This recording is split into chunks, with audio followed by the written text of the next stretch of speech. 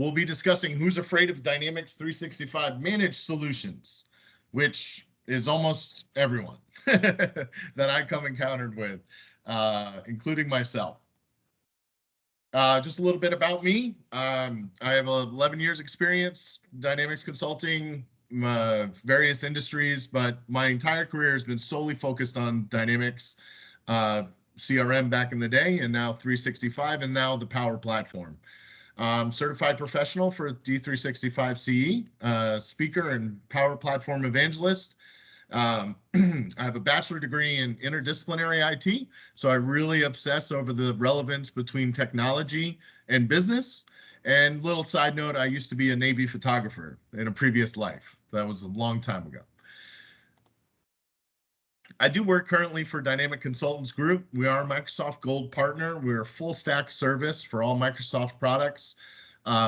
Feel free to reach out if you're interested. We have different resources available and serve the community as well as our clients. Today, we're just going to go over an overview of solutions. We're going to talk about what they are just to get a foundation. We're going to talk about the comparison between them, managed versus unmanaged. We're going to discuss some of the challenges that come up, how to address solution conflicts. And then at the end, I'm going to throw in a little bit about solution lifecycle management. However, really, when you're thinking about solutions, that is your application lifecycle management tool in the Power Platform in Dynamics 365. So it's important to know that all of what we're going to discuss today is going to help you understand how to manage your app or how to manage your environments so that you have some control over changes, promotion of code, stuff like that. That is typical for traditional app development, but in our world sort of falls to the side because we're rapid deployers. Dynamics 365 works well because you can rapidly deploy solutions and changes. But in that comes the danger of losing track of your changes and not being able to roll back or control them. What's happened is in the industry, inside technology, what's happening is agile has become more common, and people are expecting a more rapid deployment or a rapid response to user demands. Also, we've pulled into the Dynamics community some developers who have an Azure DevOps mindset, where they want to control code. They're used to checking in code. They're used to a solution being managed in a way that allows for lifecycle management, growth, versioning, stuff like that. So we're getting more developers into the community that have this mindset that are asking, well, where is this inside Dynamics? How is Dynamics controlled? Also, the business is getting faster. Businesses are asking us today to make changes to apps immediately. They want to see the result right away. Previously, in the old world, when you were custom building apps, a requirement could come in and it may take 6 weeks, 2 months to deploy that requirement, unless it's a break and a hot fix. But in our world today, the business is expecting a rapid turnaround of their changes. They also expect a seamless update experience. The business doesn't want to know that you deployed a change and it broke production.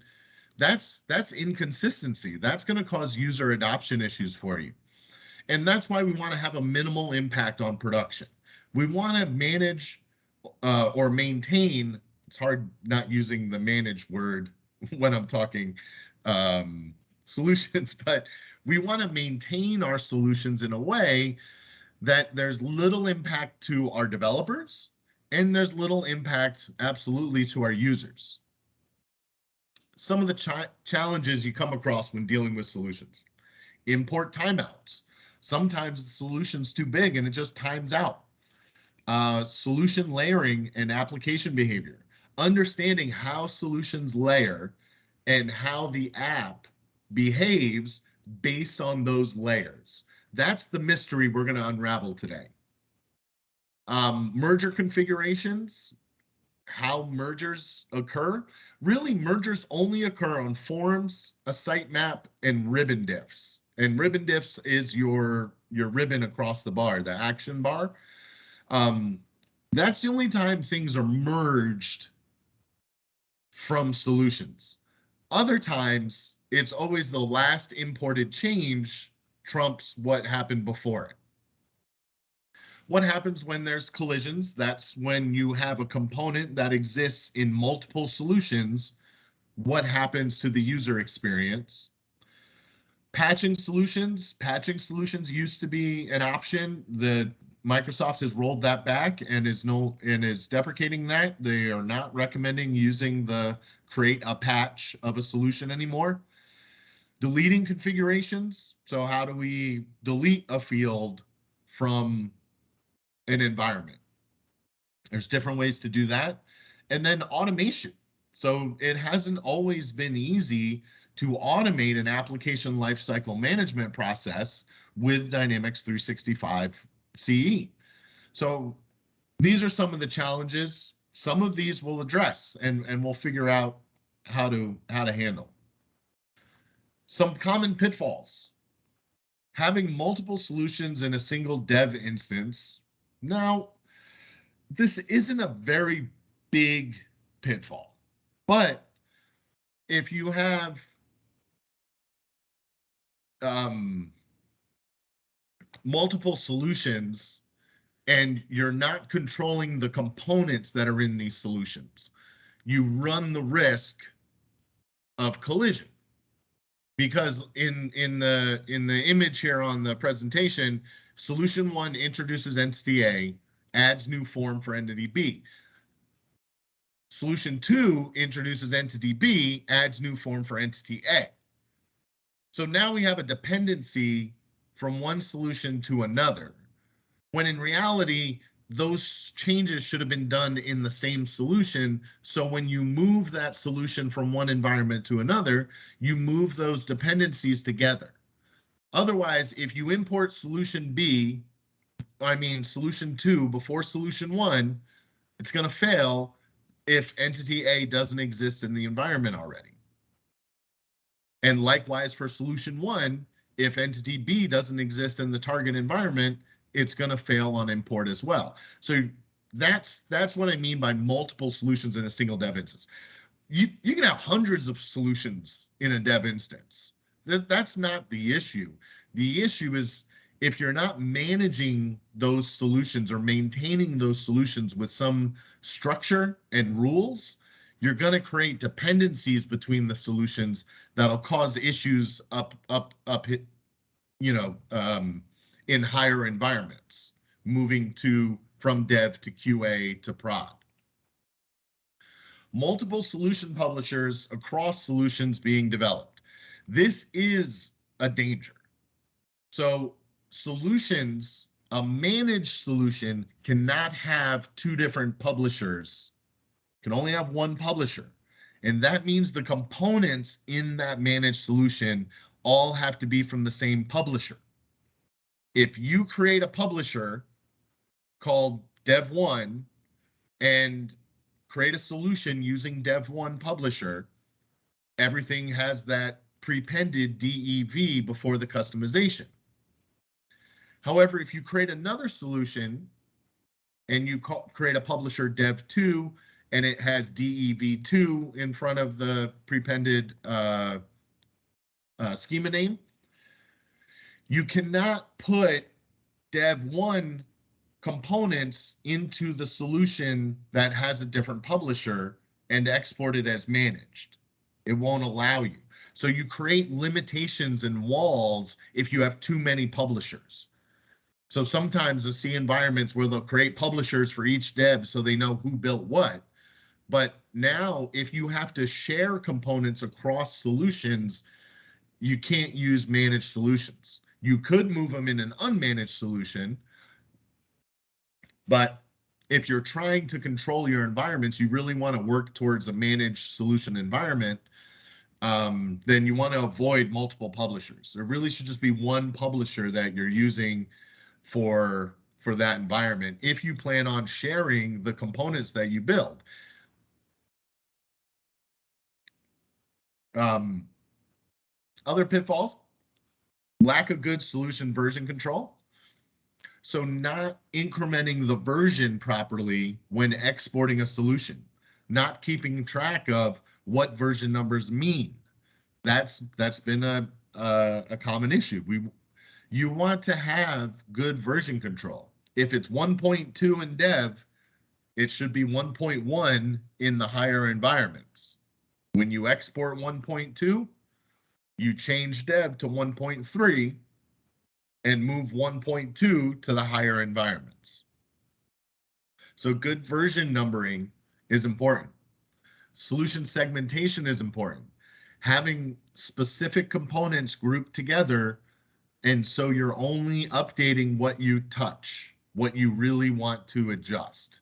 That way you're not moving everything all at once all the time. Solution dependency version mismatch between environments. So this could be dependencies, like I was talking about, between solutions. And when you're moving from environments, those dependencies can cause you issues on import. Manually moving solutions, that's a risk.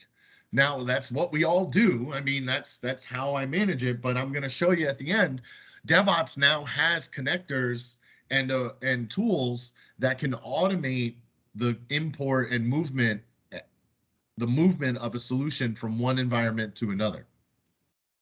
And then deploying unmanaged solutions to productions. This is going to become a real danger as Microsoft pushes more towards a managed environment in production. The product owner years ago, said in one of the conferences that he would love that managed only in production, that they never allowed unmanaged solutions imported into production.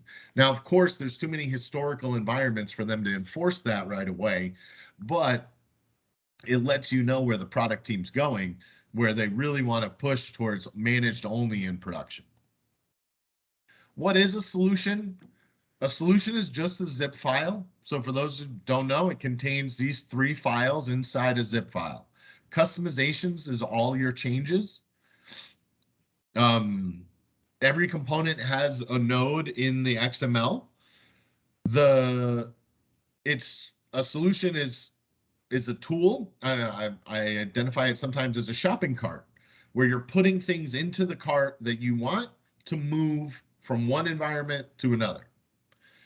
And then it gives a similar naming prefix because it has the publisher. So the publisher controls the naming prefix of the components created within that solution. There's no point in source control for solutions. You can, and I've done this before, where when I export a solution, version 1.2, I save that in a shared location for the client so that they have a history of their solutions. But you're not really source controlling the changes because all you can do is save the zip file. You can't track changes to the zip file. So if someone goes and makes changes in solution 1.2 and they do not change the version when they export, they have a zip file with the exact same name, version 1.2. And so that's really, the source control versioning is difficult because it's manual. Now, if we automate the deployment of solutions, then the system is updating the versions and keeping that on track. And then it's risky for multiple developers to work on same solution. So if you're logged in and then you got 2 people working on the same solution, editing and modifying at the exact same time, I don't recommend that.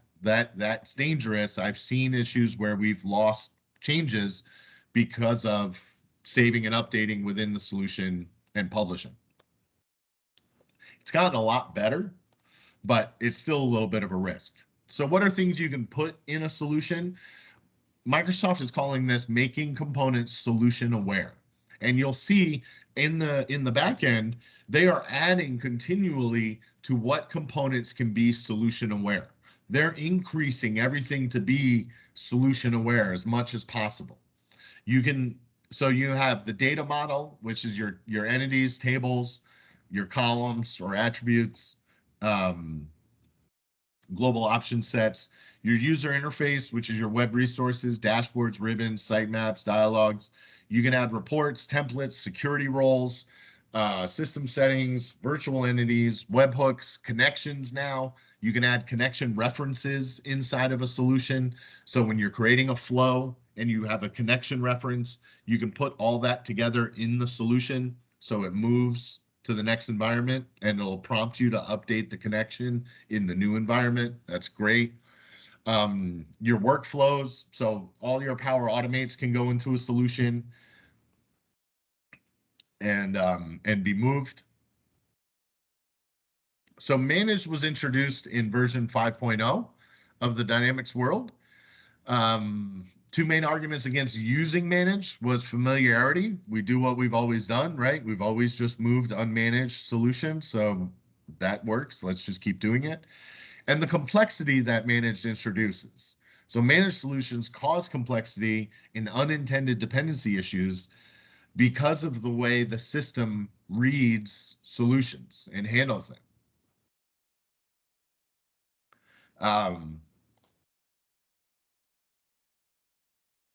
Unmanaged. So unmanaged was intended for dev only. So you would create an unmanaged solution. Every time you create a solution in an environment, it is by default unmanaged. You can't create a managed solution. You export an unmanaged solution and make it managed. That's what you do. And then you can import the managed solution to another environment. So your dev is going to be all unmanaged solutions pretty much, except for any managed solutions you pull from a third party or an ISV. You purchase a solution from AppSource and it installs onto your environment. Those are going to be managed, but your customizations and configurations for your environment in dev are all going to be in unmanaged solutions. Unmanaged customizations exist on top of the system and other managed solutions.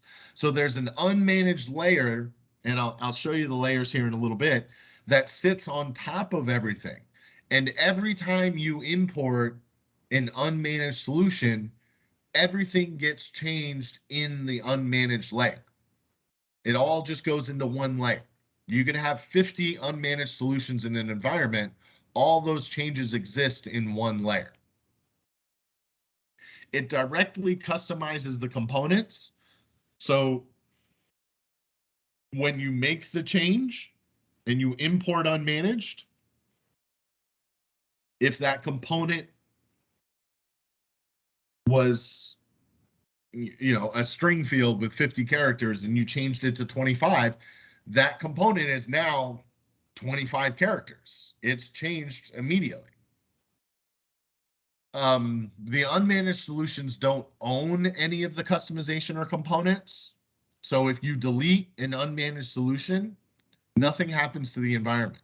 You're just cleaning up your folders. Unmanaged solutions are folders to show what changes are made at what time, but you can delete an unmanaged solution in an environment, all the components and customization stays, nothing happens.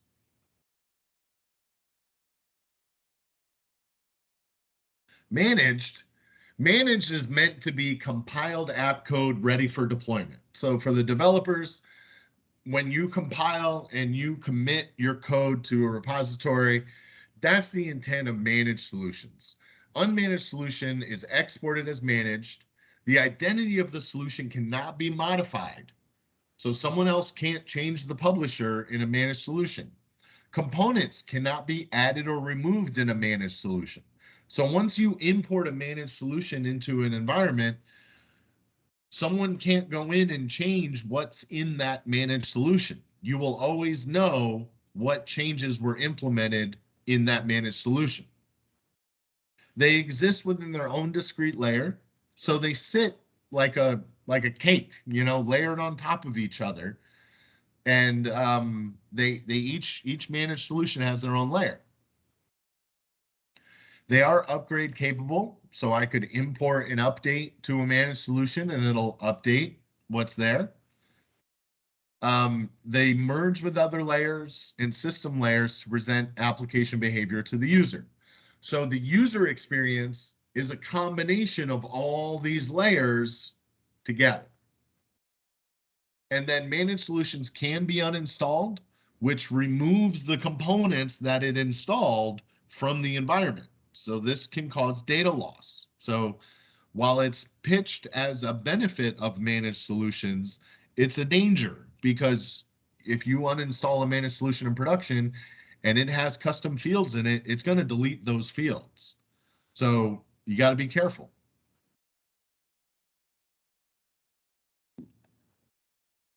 So solutions exist in layers. It occurs on import when a component is changed within one or more solutions. The dependency chain of a component goes through each solution based on date of import. So the last one imported has the most recent change, except with managed solutions. And I'm going to show you that in a minute. If you import an upgrade to a solution, it goes down to the layer that it exists. And I got a good example of that in a minute. We'll walk through it. But the layers are created every time a dependency is added or changed. Creation of a new component or version of a solution creates a new layer. It controls application behavior. These layers are very important. Microsoft has just recently, a year ago, I guess not so recent, over a year ago, added the ability now that you can look at the solution layers of a component to see what is causing the behavior. So here's the layers. Up top, we have application behavior. This is what the user sees, right? Down below, the first thing that they have that controls application behavior is the unmanaged layer. That's where unmanaged solutions occur. That's when you import an unmanaged solution, all the changes go to the unmanaged layer. Below the unmanaged layer is your managed solutions by date of import. So CDS solution was the first solution imported into this environment, which is common. When you stand up an environment, you're going to have all of these Microsoft solutions installed that contain your Dynamics 365 app within them. And then if you have other solutions that you've imported of your own configurations as managed, like solution A, solution B, they layer on top of each other. So there's one layer per managed solution, and they sit under the unmanaged solution. See, solution C and solution D aren't separate layers because they're unmanaged. They all go into this unmanaged layer.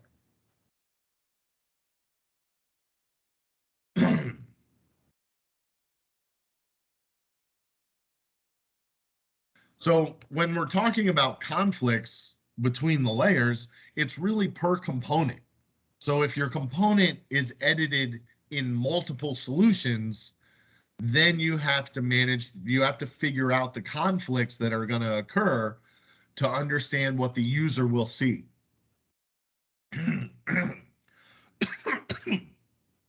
Excuse me. So in this example, we have an entity that's in the system solution at the bottom, but is edited in unmanaged solution D. So whatever edit occurs in unmanaged solution D, that's what the user sees. Same with sitemap. Sitemap is edited in system solution. It's updated in solution B. And then it's updated again using an unmanaged solution in solution C.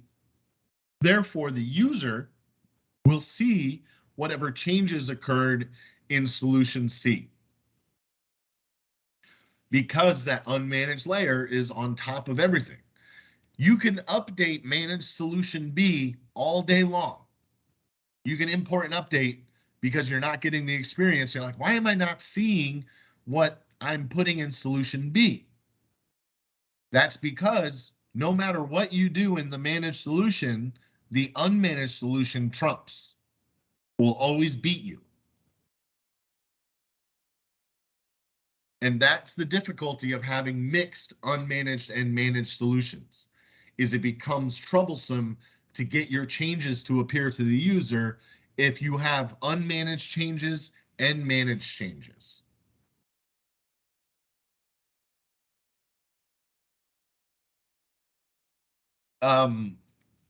When you're importing managed solutions, you have the option to override unmanaged customizations.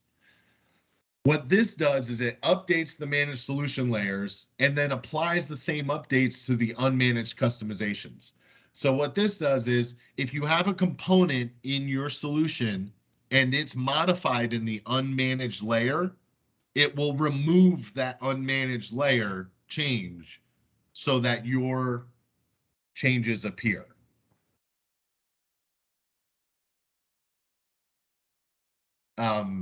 It's very risky to do. You really want to know what your outcome is going to be when you click that button. So don't by default remove override unmanaged customizations. You'd only do it if you're really specifically troubleshooting something and you know specifically that it has an unmanaged layer on a component and you want it removed. The better way is to go into the environment, find the component, look at the solution layers, and you can remove unmanaged layers from a component on an individual basis through the backend, through a solution. Solution segmentation was introduced in version 8.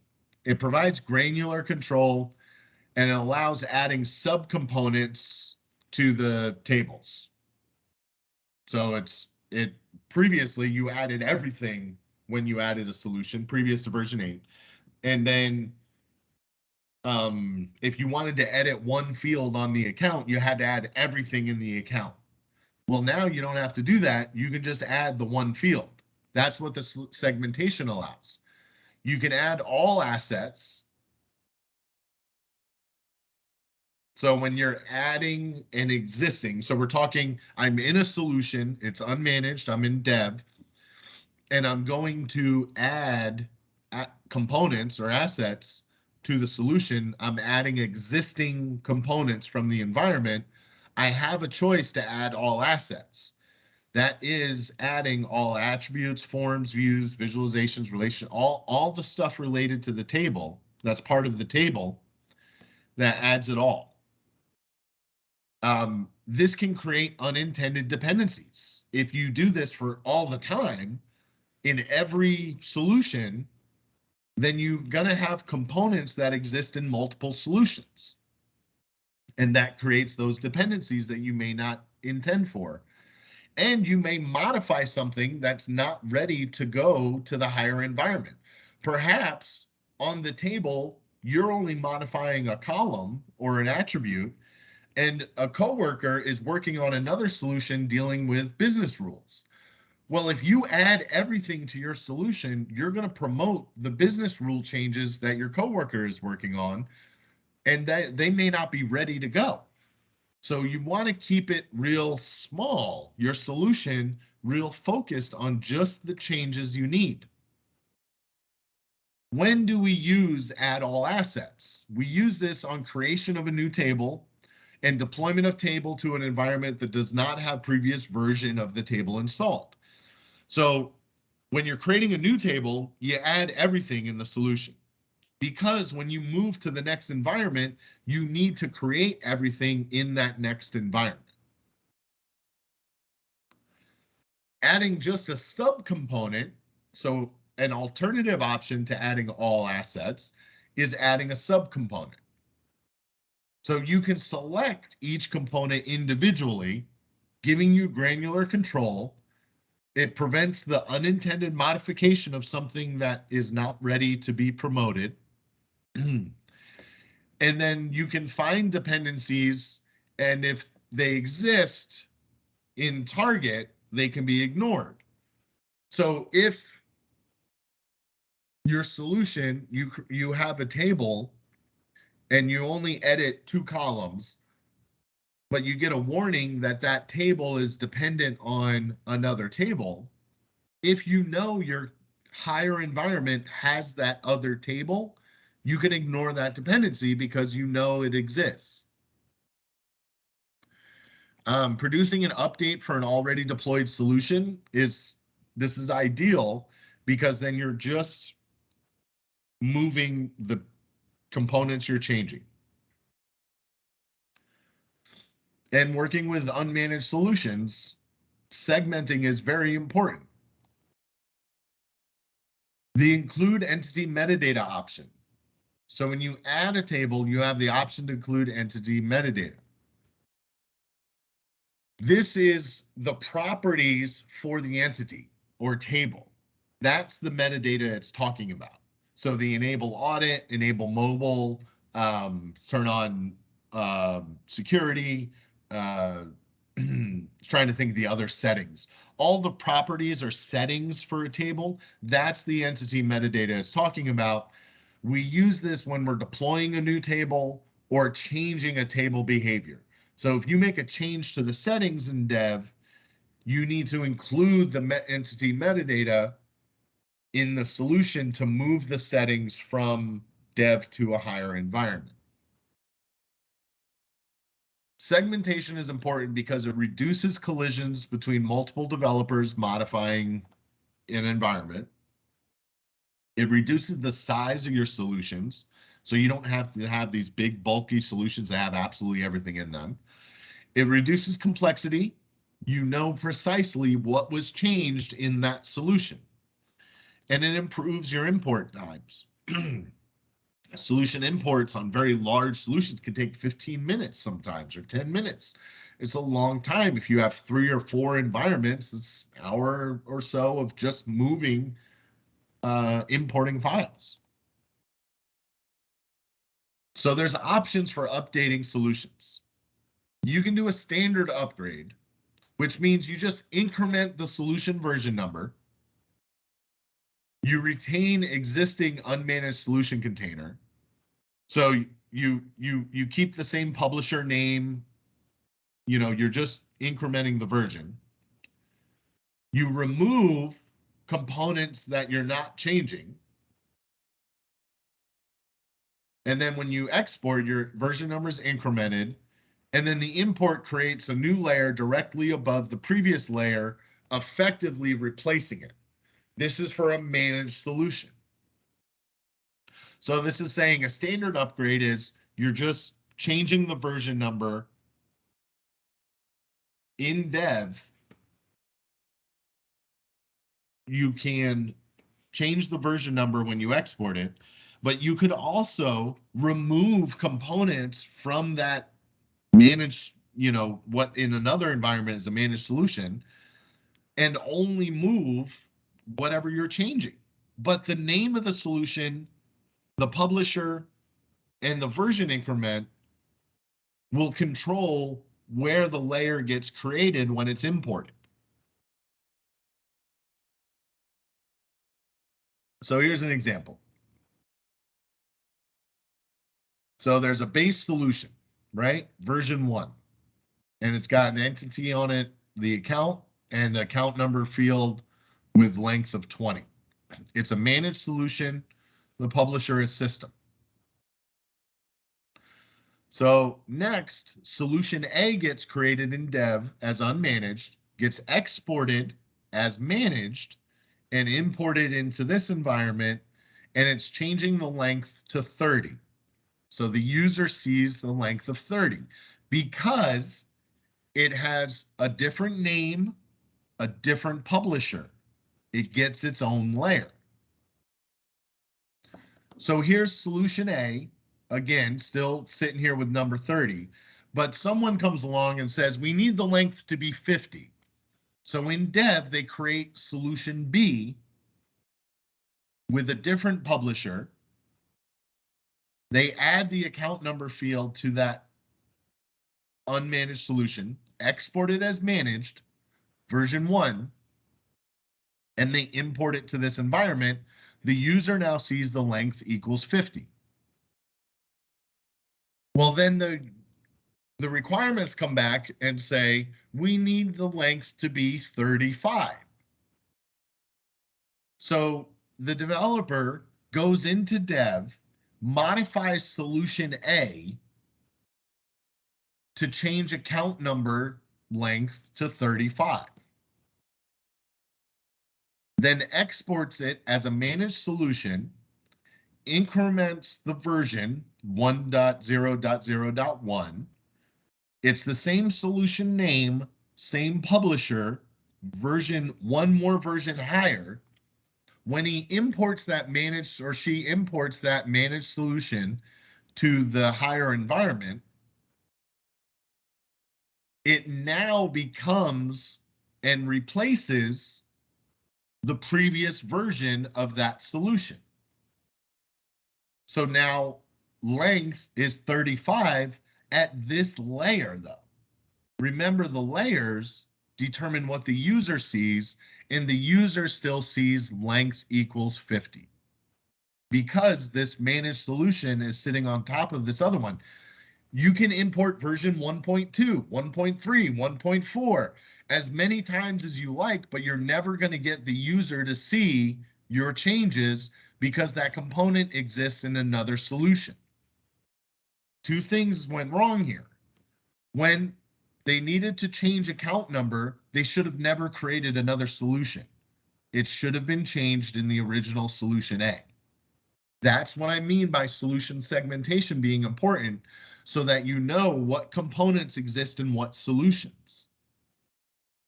And then two, the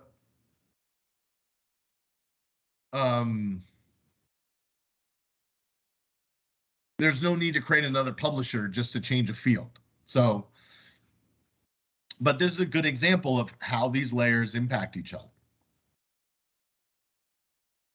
So that was a standard upgrade. You're just upgrading a solution. You can do an in-place patch, and this is reusing a solution container and version. So you take an existing unmanaged solution in dev, same publisher name and version. You can choose to remove what you're not going to change. Export it as managed. Don't change the version. Import updates on import. So you have an unmanaged solution A and it's version 1.0. You export it as managed, but you leave it 1.0. You don't increment it to 1.1.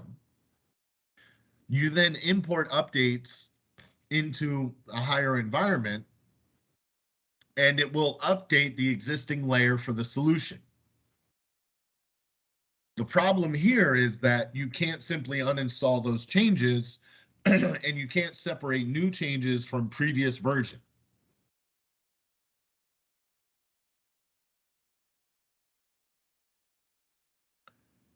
I don't even know why I have this slide.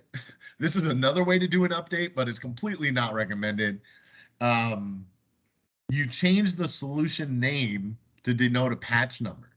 So you have solution A unmanaged in dev, and you change it to solution A patch 1.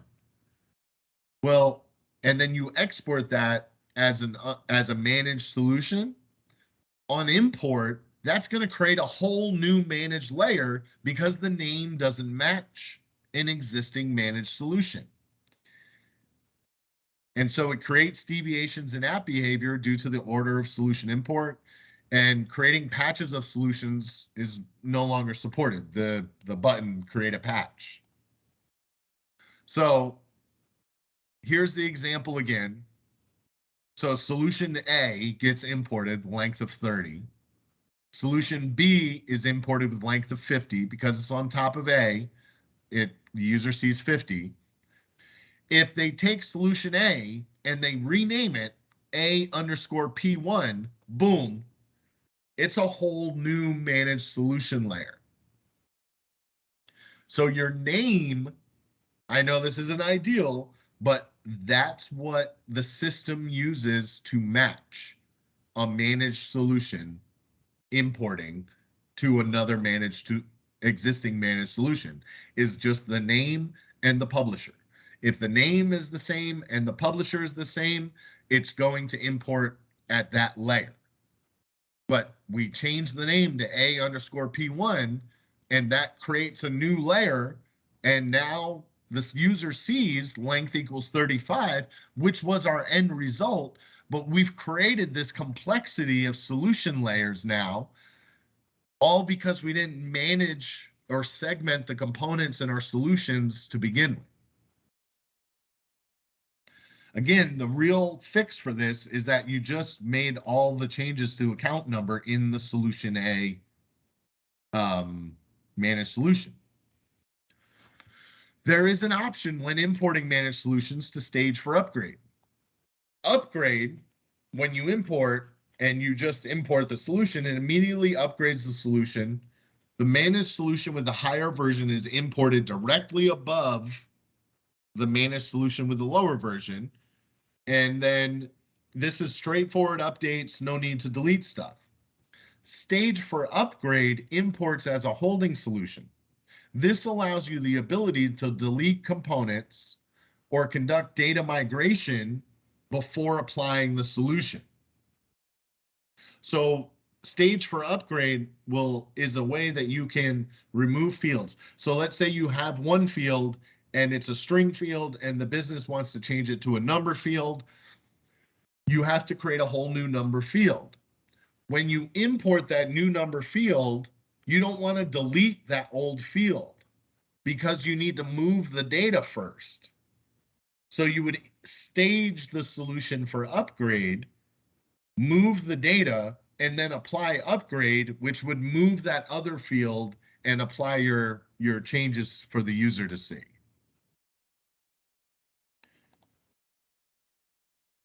Version 9 introduces constraints on plugins. So new plugins types are based on assembly version number. This is very important because when your plugins are getting created, if the assembly version number isn't in order, it's going to throw errors. So you want to make sure your development environments are staying consistent with your solution. So only when major minor assembly version is changed does it apply the update. Avoids missing dependencies and solves for import and deletion failures. So this allows for more control over the plugins, but also requires that you're not developing plugins in all different in a way that's creating separate or disparate assembly versions. I don't know. That's a developer note. It's just a knowledge of if you have a developers working on plugins, then you just want to mention to them that the assembly versions matter. So what do we do? What do we do with all of this to make a difference? First, we determine what kind of application you're creating. Next, you determine what solution boundaries you need to create, and then create a repeatable, predictable deployment process. So you could be creating a complete application. So that's, different capabilities and functionality. It could be field service, it could be customer service, it could be sales, it could be the whole application. It could be applications that are a part of or connecting your CE app with other services. It could be augmenting existing functionality, which is pretty much what we're mostly doing, feature additions, or it could be task-based. So augment functionality, but specific user experience focused on subset of business tasks. So it could be business process. You're working on this process inside the application. Really, you're determining what are you building, right? And then is it going to be a single versus multiple instances? you got to ask to determine these solution boundaries. Will the app be deployed to multiple customers? Will the application be deployed to multiple regions? Will the app be deployed to a single global instance? Most of us are dealing with just a single instance. The key for when I'm talking solution boundaries, I'm talking about how you create solutions. What do you put together inside your solution? And time independence is important. Are there different iteration timelines? So can you deploy these changes all together? Or will some changes be ready before others? And therefore, you should separate, typically I'll separate solutions by almost functional area, because maybe I'll finish account management before I finish case management. And so I can deploy the changes for account management without impacting the case work that's ongoing. Will the app work if behavior is split? That's what I'm talking about. Is there a need to benefit to releasing a subset of app behavior on a different cadence? Is there clear separation? That's separation in functionality.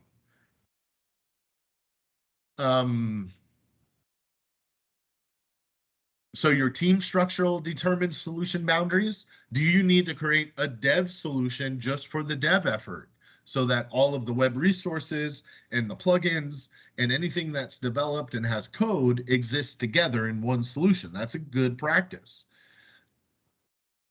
But if your team isn't that separate, even if it's one person, I would still recommend that, because you're going to move development stuff together when it's ready. I'm trying to go through this because this gets a little wonky here, and there's some other parts I want to cover real quick. So your environments, your base should be dev, test, and prod. You should have 3 environments. Your sandbox environments are dev and test, and prod is a production environment. You only pay for a production environment. You don't pay for your sandbox environments. Microsoft's recommendation, this is crazy, is an environment for each developer. So you have a common environment, and then the developer exports, has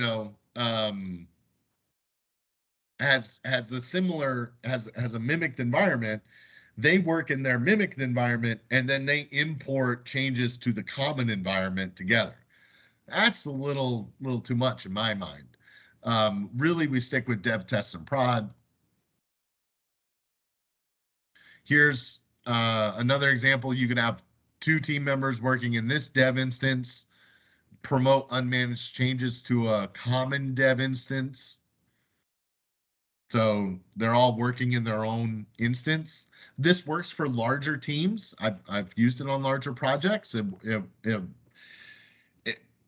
allows for the individuals making the changes to be in their own instance and not interfering with each other. So if someone breaks something, it doesn't break yours, right?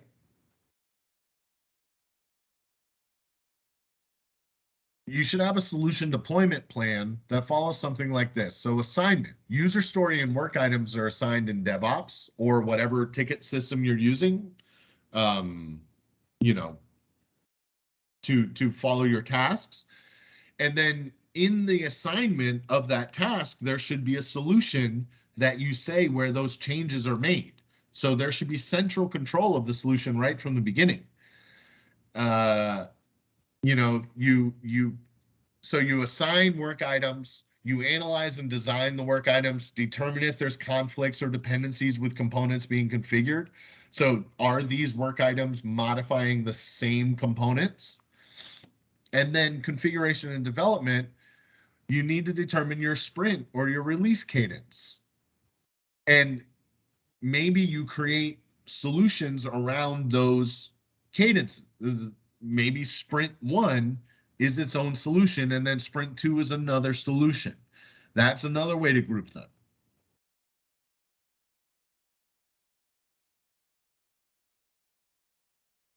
Here's a link And at the end, I'll have a slide where you can download the presentation and get these links. So the suite of tools is available through NuGet on Visual Studio. The solution packager extracts and packs solution files and allows for source control to be used. So now, if you use solution packager, it will unpack a solution and create it as individual files in a source control folder. And then you can use solution packager in your automation in the pipeline to package together the changes into one solution and move that solution forward. The configuration migration tool moves the solutions once it's packaged together. Your package deployer can deploy multiple solutions. It can deploy reference data. It can deploy custom code. The package deployer would then take your different solutions and you can move them all together, and including data. It's how the trial environments are created. There's a package deployer that deploys all the solutions. We have the UI automation test library. That's if you want to start interested in the user testing, automating some user testing. And then the online management API, resetting environments, restoring environments. Those are all available now through an API and through your code. So solution management, you have solutions, you build, you test, deploy, right? Solution management levels really of sophistication. Level 1, you're using one solution, you manually export it and import it. Basic version control, right? You have a file system somewhere and you save the zip file. Level 2, you start working with multiple solutions. You start, because you're working with multiple solutions, you have well-defined boundaries and solution dependencies. There's a manual extraction of solution via solution packager, and you check that into a version control system. So like I said, solution packager will unpack a solution into individual files. So now you can version control in a Git repository that solution. Level 3, you have good solution segmentation, solution patching is used, and really that's the solution upgrade process. Your solution export and extraction is via the solution packager, is automated. And then level 4, where you get really sophisticated, you have common solution libraries are defined and refactored. So now your solution components are all managed with automation.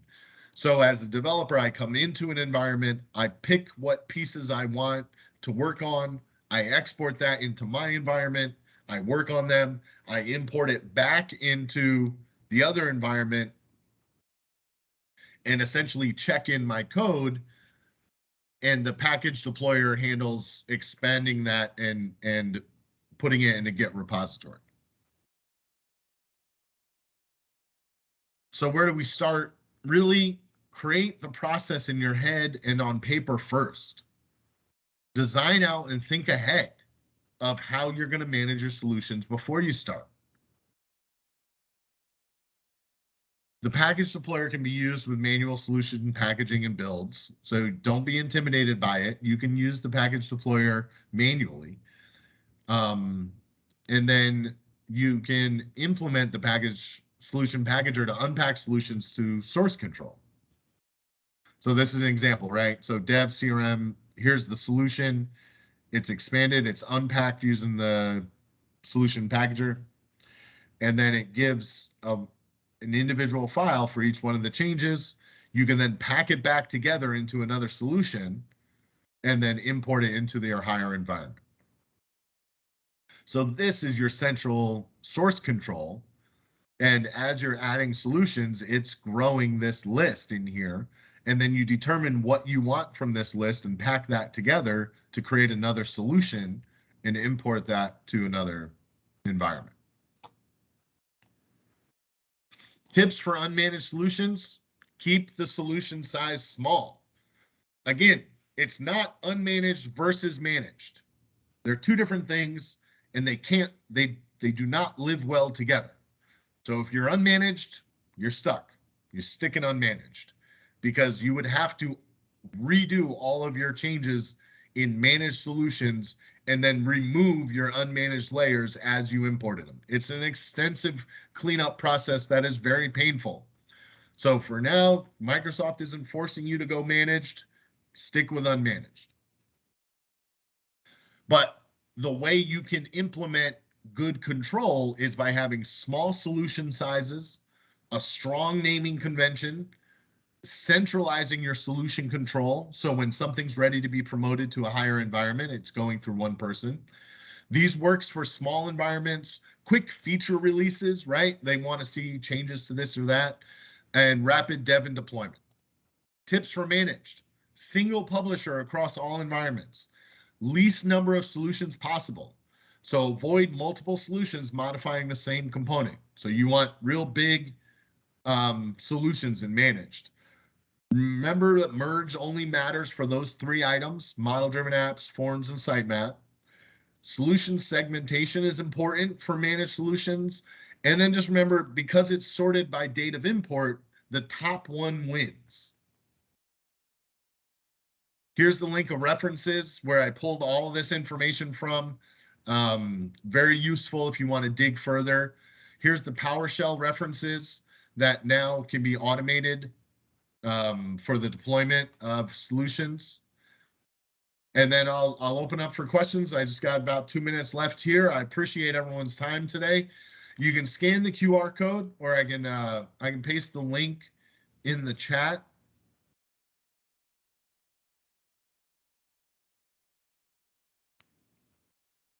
Thank you, Tom. So we are at the end of this session now. So I'm not sure if we'll have time for Q&A, but what you should definitely do is scan the QR code if you want to be shortlisted for a prize. So we will share that in the chat as well. So you covered a lot there today, Tom, and I think it's almost a cheat sheet for solutions, really. So everything that you need to know, I feel you definitely have covered it there. So well done on that, Tom. Yeah, and if they have questions, they can go to that link and submit their name and email, and we can follow up. Excellent. So there you go. So thank you for that, Tom. So if you've got any questions on that, please submit it via that link, and you'll be able to get any answers you need. But we are at the end of the hour, so I just want to thank Tom. I want to thank Dynamics Consultants Group. We do have some winners for some prizes, so they'll be announced tomorrow. So don't forget to scan that barcode for a last chance to win, to be shortlisted for those prizes. That'll be announced tomorrow. So once again, thank you, Tom. Yeah, thank you. Excellent. So that was Tom joining us from Florida. And that brings us on to our last session of the day. It's been a long day. I think we've been going for 12 hours today, guys. So this is the last session of the day. And it's none other than from Jeff, all the way from the US as well. Hello there, Jeff.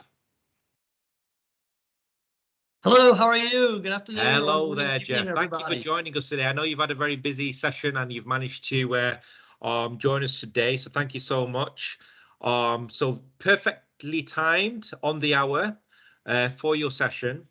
So I know you're a very busy man, and a great way to complete the day 1 of the Dynamics 365 Customer Engagement Bootcamp, which is focused on sales and marketing, is definitely on this session, which is on the sales process. So, Jeff, without further ado, I'd like to hand the show over to you. Thank you. Hey, can you give me a quick